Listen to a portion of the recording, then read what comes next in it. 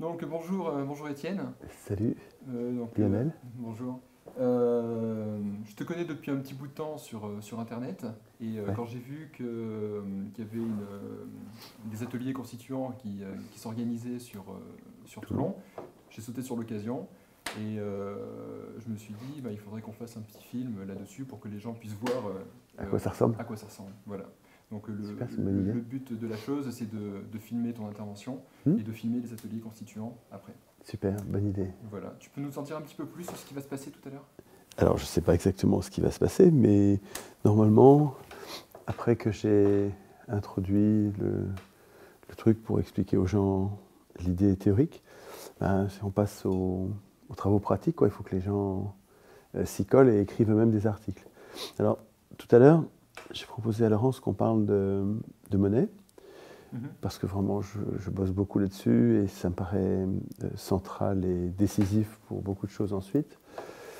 Euh, et puis, je voudrais vous parler d'un bouquin que j'ai apporté, je suis en train de découvrir, que je trouve tout à fait bouleversant, sur la monnaie. Mais si les gens veulent parler d'autre chose, C'est libre. bah oui, bien sûr, les gens D'accord. font ce qu'ils veulent, hein. Ok. Bien sûr, bien sûr. Ok. Je, en général, je donne quelques conseils sur la forme, Mhm. sur le temps qu'on met, le nombre de personnes qu'on peut réunir. En fait, souvent les gens se mettent en tête de faire des ateliers avec beaucoup de monde, mais c'est beaucoup plus difficile à organiser. Là, on va être nombreux, si j'ai bien compris. Oui. C'est bien pour avoir une espèce de communion, on est ensemble, ça donne une énergie positive, une espèce de grand cerveau collectif, mais pour écrire des articles de constitution, il vaut mieux être peu nombreux, et même pour commencer, il vaut mieux être tout seul. Pour commencer les premières lignes que tu vas écrire, D'accord. écris-les tout seul. Et puis ensuite, tu vas discuter avec un ami, quelqu'un, une copine, enfin quelqu'un avec qui tu as commencé à en parler, Mhm. puis vous échangez, vous améliorez, vous raturez, vous corrigez. Et puis petit à petit, les groupes deviennent plus grands, mais toujours avec une base de travail personnel. Ce qui est important surtout, c'est d'inviter, je dis toujours, d'inviter la Constitution dans nos conversations. Pour l'instant, personne ne parle de Constitution, tout le monde s'en fout. Mhm. Il me semble que c'est pourtant un sujet décisif.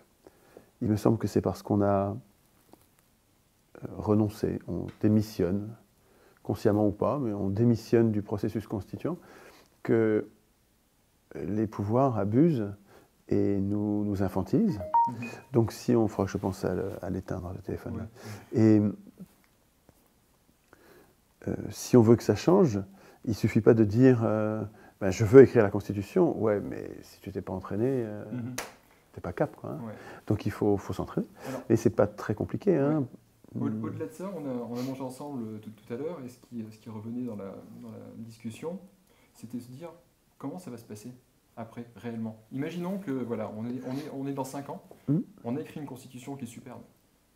Comment est-ce qu'on fait pour la rendre applicable? C'est un malentendu fréquent.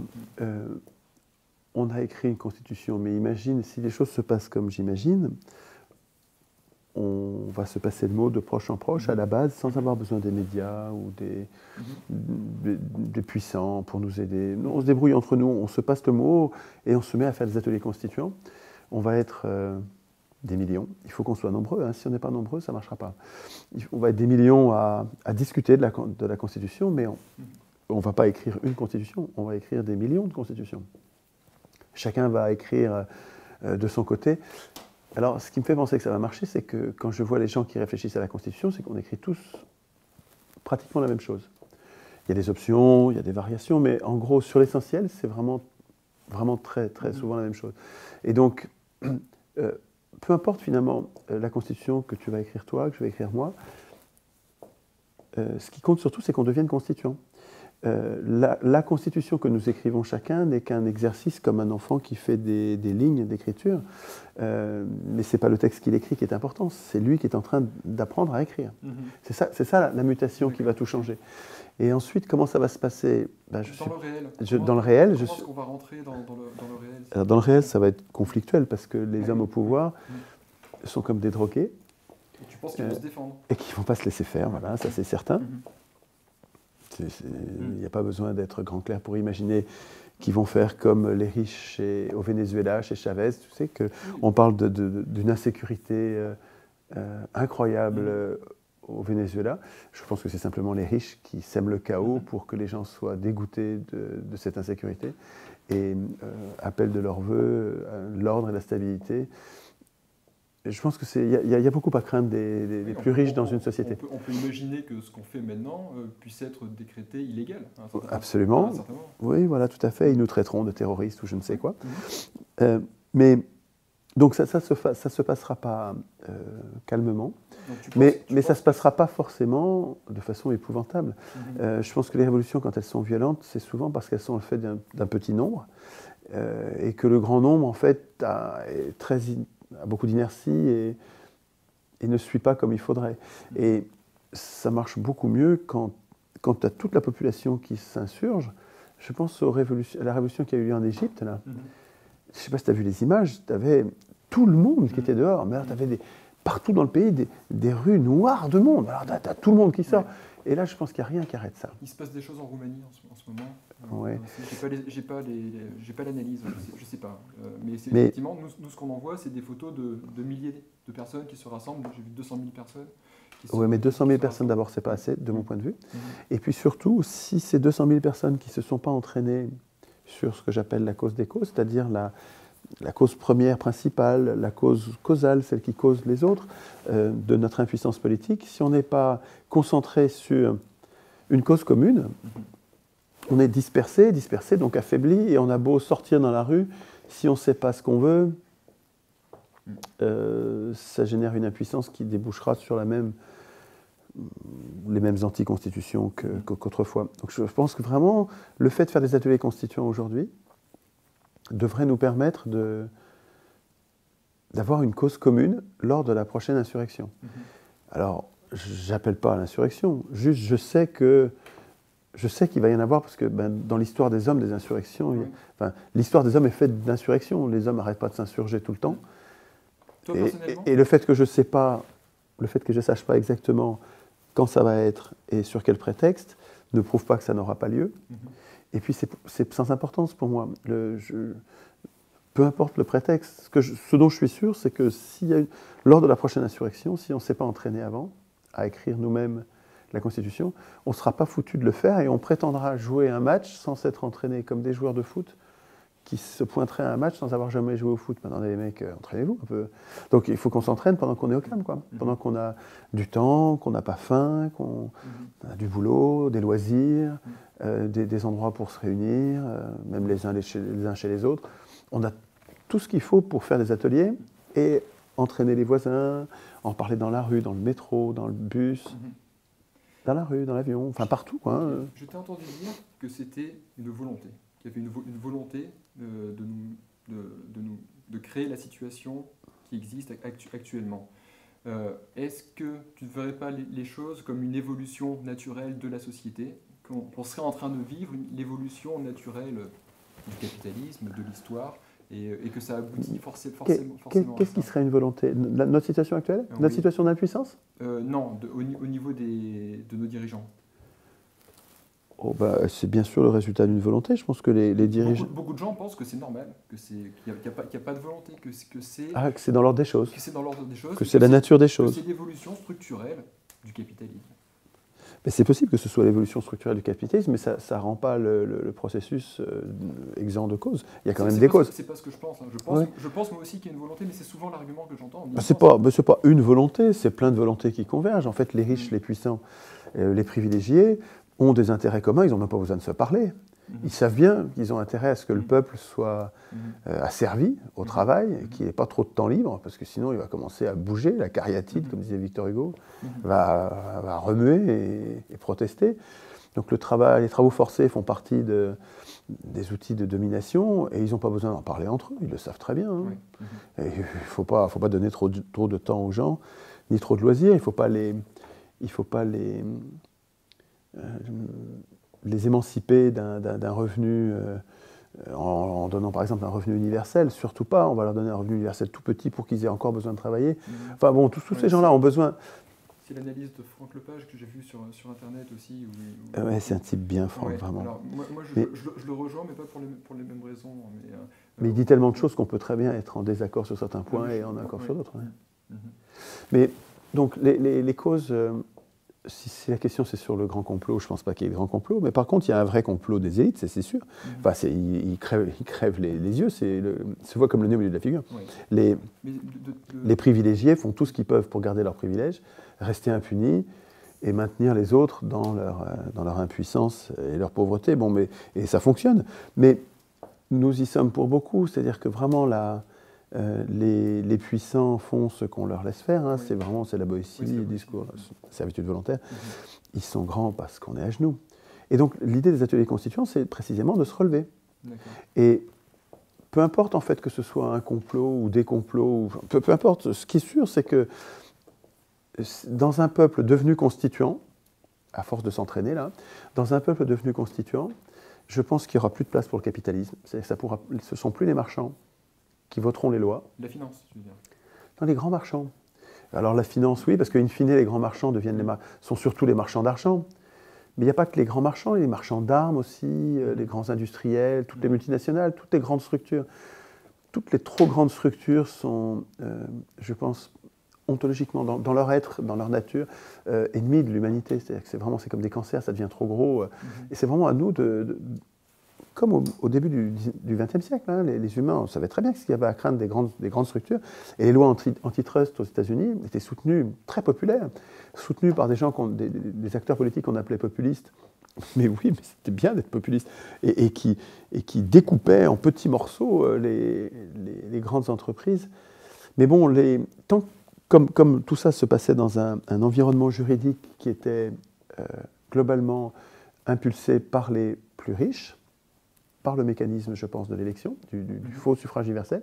Pour moi, le vrai suffrage universel, c'est nous qui voterions nos lois, et pas nous qui désignions des maîtres. Désigner des maîtres, pour moi, c'est une supercherie, c'est une escroquerie. On ne devrait pas appeler ça suffrage universel, c'est le gouvernement représentatif, mais c'est autre chose que... Ça nous amène au problème du langage. Je t'entends souvent parler de constitution, et tout de suite après, tu dis anti-constitution. Ben oui, parce qu'on n'a pas connu encore de constitution. La plupart des... Une constitution, dans mon esprit, ça devrait être une protection contre les abus de pouvoir. Il faut une vraie protection, c'est-à-dire un texte qui inquiète les pouvoirs et qui les affaiblit, qui les limite, qui les divise, qui les affaiblit.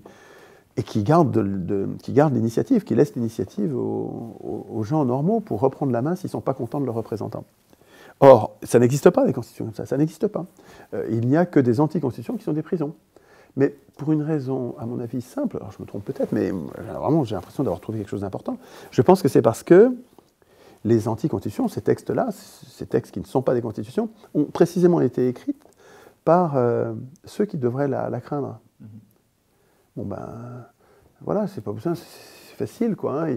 Si les parlementaires, les ministres qui écrivent la Constitution européenne savent, bien sûr, qu'ils écrivent des règles pour eux-mêmes, bon, c'est pas étonnant qu'ils instituent leur puissance et notre impuissance. Bon, ils sont juste en conflit d'intérêts, quoi. Le point de départ de tout ça, c'est Lisbonne? Non, avant, c'est 2005. Pour moi, c'est 2005, c'est le TCE. Le TCE, c'était le traité constitutionnel européen, c'est-à-dire une réécriture par la convention qu'on appelait la convention Giscard, la convention composée de... C'était très, très varié d'ailleurs, je crois, la composition de mémoire, mais c'était essentiellement des professionnels de la politique quand même, hein, même s'ils n'étaient pas tous des élus, et qui n'avaient pas écrit grand-chose de nouveau. Ils avaient recompilé les textes des traités antérieurs, mais ça nous a rendus sensibles à un danger immense pour la démocratie, alors qu'il était déjà là, hein, puisque les traités étaient déjà signés. Mais c'est complètement scandaleux que les gouvernements se croient autorisés, mais c'est parce qu'il n'y a pas de constitution, hein, mais qui se croient autorisés à signer des traités contraires à la Constitution. Et quand c'est contraire à la Constitution, puisqu'ils s'en sont arrogés le droit, ils se préoccupent de changer la Constitution pour que ce soit conforme aux traités félons qu'ils sont en train de signer. Enfin, tout ça est complètement en dépit de l'intérêt général. Ils font ce qu'ils veulent. Oui, voilà. Mais c'est faute de Constitution. Et vraiment, je ne leur en veux pas à eux, Parce qu'ils font vraiment juste ce qu'on leur laisse faire. Tu dis qu'à leur place, tu ferais la même chose. Alors, oui, c'était un peu une provocation parce que je pense que je ferais autre chose compte tenu de ma trajectoire et que je deviens de plus en plus incorruptible par l'image qu'on me donne et que j'entretiens. Pourquoi Parce que je ne pense pas que ce soit mes valeurs. Tu sais, souvent les gens naturalisent ce qu'ils font de bien, c'est-à-dire qu'ils font comme si c'était leur nature. Alors que je pense que ce sont les événements qui nous déterminent, qui font qu'on se met à se comporter bien ou mal. Et il se trouve que moi, j'ai eu la chance d'être sorti du lot en 2005, donc quand j'ai écrit ce texte, sur lequel je m'étais donné beaucoup de mal, mais je n'étais pas le seul, il y a plein de gens qui avaient écrit des très beaux textes. Et les gens s'en sont emparés et se sont mis à en parler beaucoup. Donc vraiment, c'était devenu un phénomène de société en France. Ça touchait les gens. Et parce que ça touchait les gens, voilà. Donc il y a une espèce d'alchimie qui a bien marché. Et pour moi, personnellement, c'était une chance parce que les gens se sont mis à compter sur moi, ceux qui m'aimaient bien, et les gens se sont mis à dire du mal de moi, d'autres, ceux qui ne m'aimaient pas, qui se méfiaient de moi, se sont mis à me traiter d'imposteur, de menteur, de bon à rien, quoi. Et les deux, en fait, les deux groupes de personnes ont tendu en moi un ressort. Pour ceux qui m'aimaient bien, il fallait que je sois à la hauteur. Mais ce n'est pas mes valeurs qui font ça, c'est juste humain, quoi. Quand les gens te font confiance, tu fais tout ce que tu peux pour être à la hauteur de leur confiance. Et on marche tous comme ça. C'est pour ça que je dis, quand on fait confiance à une assemblée tirée au sort, si on lui fait vraiment confiance, vous allez voir que les gens vont faire tout pour être dignes de votre confiance. Donc les gens se transforment en bien. Et c'est ça qui m'est arrivé, moi. C'est pas que j'ai des valeurs, ou que je suis pas un héros. Juste les circonstances m'ont fait comme ça. Et puis, les gens qui disaient du mal de moi, je savais bien qui se méprenaient sur moi. Ils disaient de moi des horreurs. Il y en a encore qui disent aujourd'hui de moi des horreurs. Et je voudrais leur montrer qu'ils se trompent, et donc je passe du temps à être à la hauteur pour leur montrer qu'ils se trompent. Donc c'est pour ça que je me suis transformé. Donc c'est un hasard à l'origine, et puis ensuite, toute ma vie, je me suis occupé du bien commun. Hein. Je suis prof, et donc je me dévoue aux autres depuis toujours. Mais bon, là, c'est vraiment particulier, quoi. Mais c'est les événements qui font ça. Mais c'est reproductible. Enfin, si chacun, on a tous un petit peu ces événements-là qui se passent, c'est pas complètement reproductible, mais on peut tous servir le bien commun du mieux qu'on peut. Voilà, du mieux qu'on peut. Voilà. Moi, si j'arrive à réunir 400 personnes, ben, je le fais. J'en profite, ça sème des graines plus vite. Mais si vous arrivez à réunir 4 personnes, ça fait 100 fois moins. Ouais, mais si vous êtes 1000 fois plus, ça va faire beaucoup, beaucoup plus. Donc finalement, il faut surtout que chacun fasse ce qu'il peut, quoi. Il faut qu'on se réveille les uns les autres, qu'on se mette à parler de constitution. Et vraiment, c'est important. Dans un peuple devenu constituant, il n'y aura plus de place pour les tyrans. Donc c'est antifasciste, mon truc. Hein. Je ne pense pas qu'il y ait de meilleur plan antifasciste. C'est-à-dire que, y compris contre les fascismes à venir qu'on ne connaît pas encore. Je pense qu'un peuple devenu constituant est un peuple qui va apprendre à se méfier des pouvoirs et apprendre à s'en occuper lui-même.